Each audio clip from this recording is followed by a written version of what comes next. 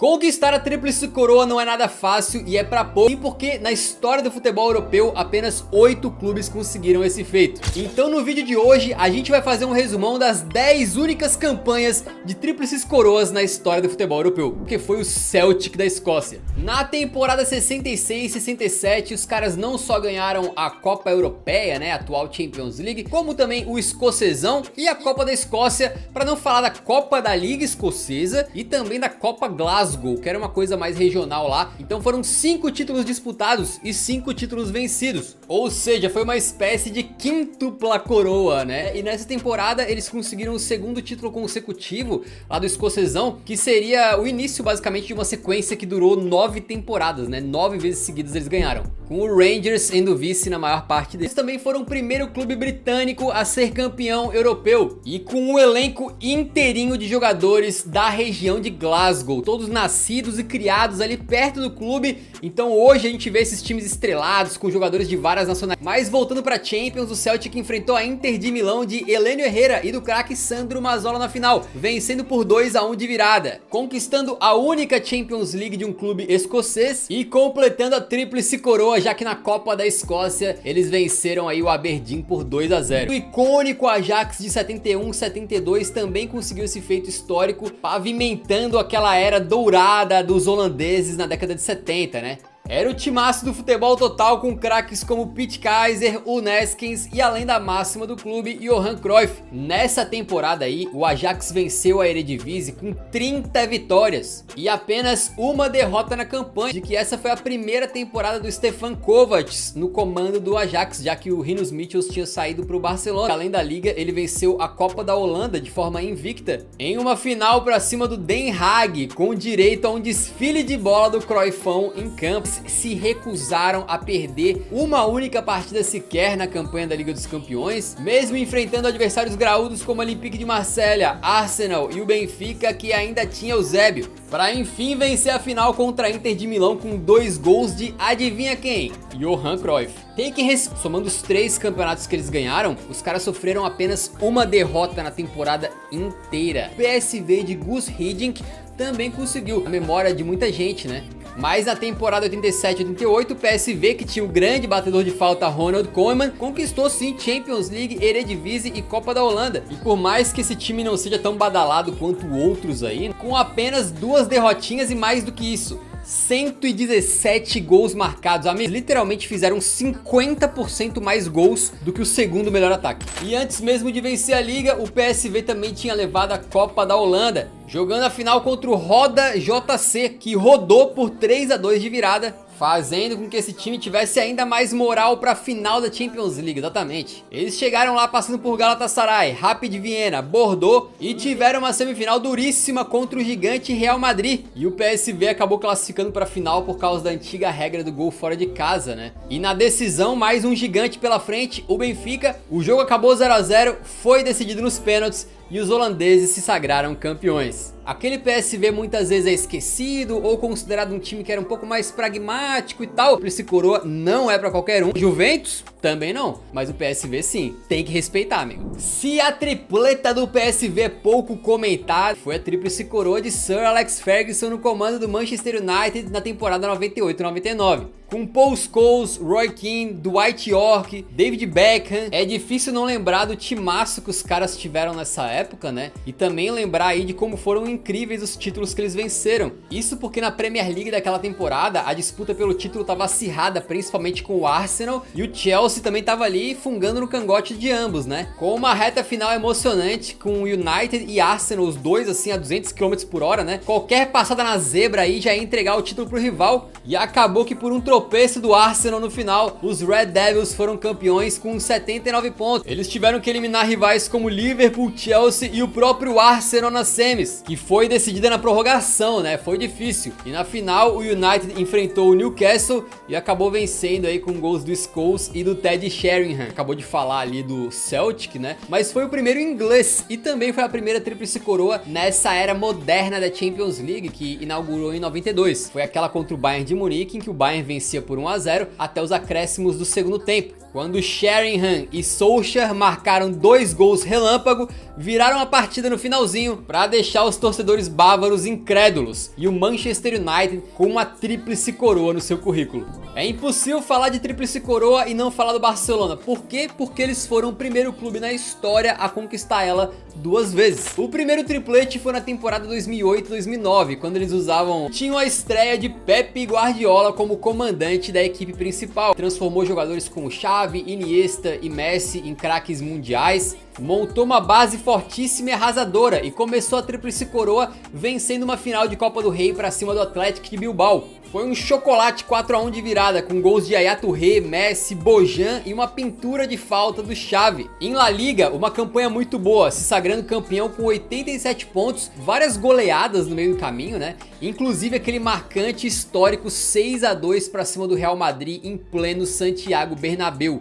Jogo em que o Guardiola foi Big Brain, né, e tirou uma genialidade da sua cartola. E na Champions, os comandados do Guardiola atropelaram o Lyon nas oitavas de final. Repetiram o amasso pra cima do Bayern com um 5-1 no agregado nas quartas. E a do Barcelona veio nas semis, quando eles precisaram daquele jogo polêmico, né, contra o Chelsea e do famoso Iniestaço para conseguir classificar para a final no critério do gol marcado fora de casa. E a final foi contra o Manchester United, uma final histórica, né, Messi contra Cristiano, com direito a um dos gols mais icônicos do Messi, quando ele sobe de cabeça e encobre o Van der Sar, sai beijando a chuteira. Eles fecharam a tríplice coroa com um detalhe: a gente tá falando da temporada 2008-2009, só que quando começa a temporada 2009-2010, eles vão jogar algumas competições que tem a ver com a temporada anterior: Supercopa da Espanha, Supercopa da UEFA e Mundial de Clubes, e eles também vencem todas as 3. Ou seja, o Barcelona completou um ciclo ali onde foi campeão da sextupla coroa. E a história viria a se repetir alguns anos depois, né? Dessa vez era o Luis Henrique, o comandante da equipe,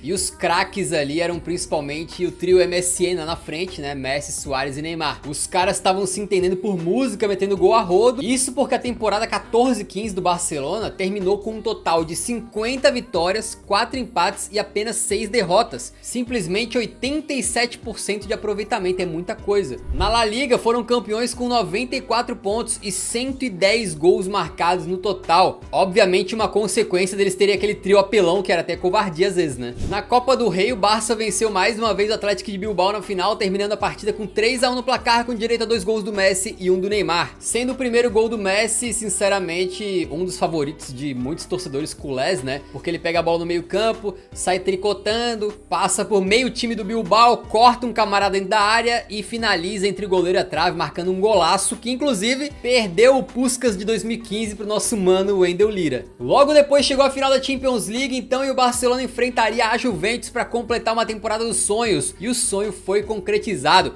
inclusive com o Neymar fechando o caixão, fazendo 3-1 e dando a segunda tríplice coroa para o Barcelona na sua história. O primeiro e único clube italiano que conseguiu ganhar uma tríplice coroa foi a Inter de Milão, exatamente, o time incaível da Itália, comandado por José Mourinho na temporada 2009-2010, já dominavam a Série A, eram naquela época atuais tetracampeões de forma consecutiva, e mesmo com a moral lá em cima, o Mr. Mourinho conseguiu fazer com que aquela Inter de Milão se superasse ainda mais e atingisse feitos que antes pareciam inimagináveis. Com Sneijder, Eto'o e Diego Milito no seu auge, a Inter conseguiu vencer a corrida pelo título da Série A contra a Roma e se sagrar como pentacampeã de maneira consecutiva. Foram apenas 2 pontos separando o campeão do vice, né? Então o negócio foi realmente acirrado. E na final da Copa da Itália, a Inter chegou para enfrentar justamente a Roma. Só que foi uma época muito difícil para os romanistas, né? Mesmo com o De Rossi, com o Totti, eles não conseguiram aguentar e segurar Il Príncipe Milito, que estava jogando uma barbaridade naquela temporada e no lance individual enfrentou 3 marcadores da Roma para fazer um belo gol, que foi o único da partida e o gol do título, porque naquela época a última vez que eles tinham conquistado a orelhuda tinha sido em 1965, e aí conseguiram eliminar Chelsea e CSKA Moscou no mata-mata para depois enfrentar nas semifinais aquele que era o grande favorito à conquista da Champions League, que era o Barcelona de Pep Guardiola, praticamente o mesmo time que tinha ganhado a tríplice coroa na temporada anterior, lembra? Mas foi logo na partida de ida que a Inter fez um dos melhores jogos da temporada. Mesmo começando perdendo em casa, eles conseguiram virar com 3 gols, marcados por Sneijder, Maicon e Milito,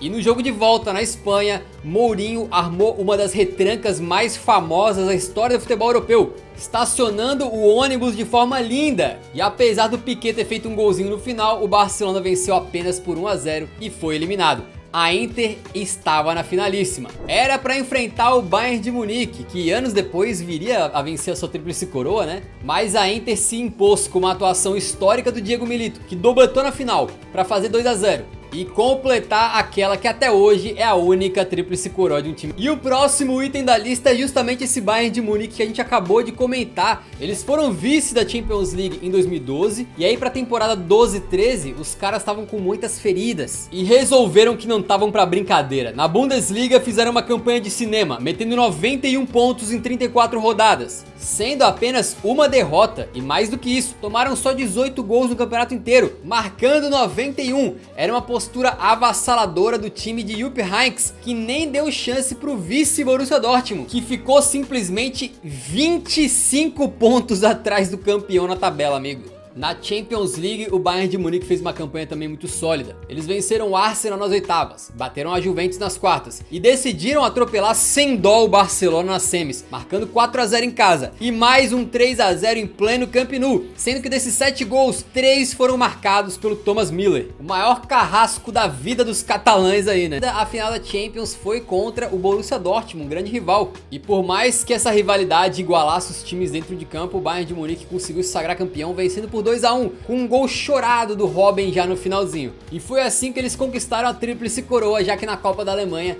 já tinham vencido o Stuttgart por 3 a 2 na final. Na temporada 19-20, o Bayern de Munique resolveu que também queria tirar esse lance dos catalães aí serem os únicos que conseguiram 2 tríplices coroas na história. E o Bayern de Munique conseguiu então associar. O Bayern de Munique era muito ofensivo, marcou 100 gols e venceu o campeonato alemão sem dificuldade. A Copa da Alemanha era próxima na lista de tarefas de Hansi Flick, e eles venceram a final também sem muita dificuldade, tá? Foi um 4 a 2 pra cima do Bayer Leverkusen, com 2 gols do Lewandowski, um do Gnabry e um de falta do Alaba. E aí só ficou faltando a Champions League para esse elenco entrar pra história. Sim, porque eles fizeram até hoje a única campanha da história da Liga dos Campeões com 100% de aproveitamento. Direito a uma chuva de goleadas, tá? Na fase de grupos eles meteram 6 a 0 pra cima do Estrela Vermelha. Até o Totão da Massa, que tava quietinho no canto dele, tomou uma traulitada de 7 a 2. Quando esse Bayern pegou o Chelsea nas oitavas, foi um 7 a 1 no agregado. Isso para não falar do confronto de quartas de final contra o Barcelona, que foi aquele famoso 8 a 2, incluindo 2 gols do Coutinho,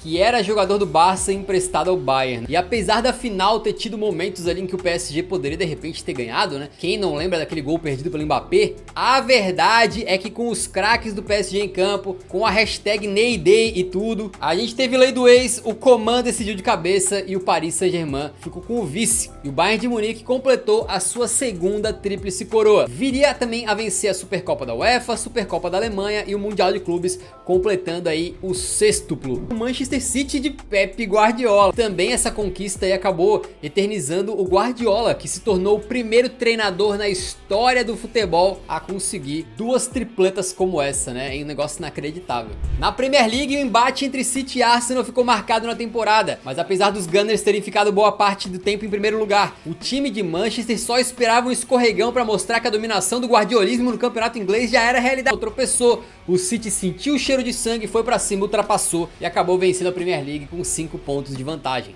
Com uma moral absurda de ter conseguido reverter o jogo, né? E também com o Haaland absurdo na sua primeira temporada por lá, metendo 36 gols em 35 jogos, um negócio meio surreal. Na Copa da Inglaterra, o City foi até a final goleando alguns times pelo caminho e enfrentou o United no derby de Manchester. E olha que curioso, o Manchester United poderia vencendo uma tríplice coroa, né? Mas não foi o que aconteceu. Gundogan, que cresce nas retas finais, estava inspirado, meteu um doblete, o City foi campeão da Copa da Inglaterra e foi para a final da Champions, sendo inegável o seu favoritismo. No mata-mata, os caras patrolaram o RB Leipzig, com direito a um jogo em que o Haaland meteu 5 gols. Depois passou com extrema facilidade pelo Bayern de Munique em crise, pegou o poderoso Real Madrid e venceu por 4 a 0. E na final contra a Inter de Milão, por mais equilibrada que tenha sido, por mais justo e digno que tenha sido o jogo da Inter, o Ederson fez um milagre no final, coube ao volantão Rodri decidir lá na frente. E o City conquistou então o sonho da sua primeira Champions League, sem ser derrotado,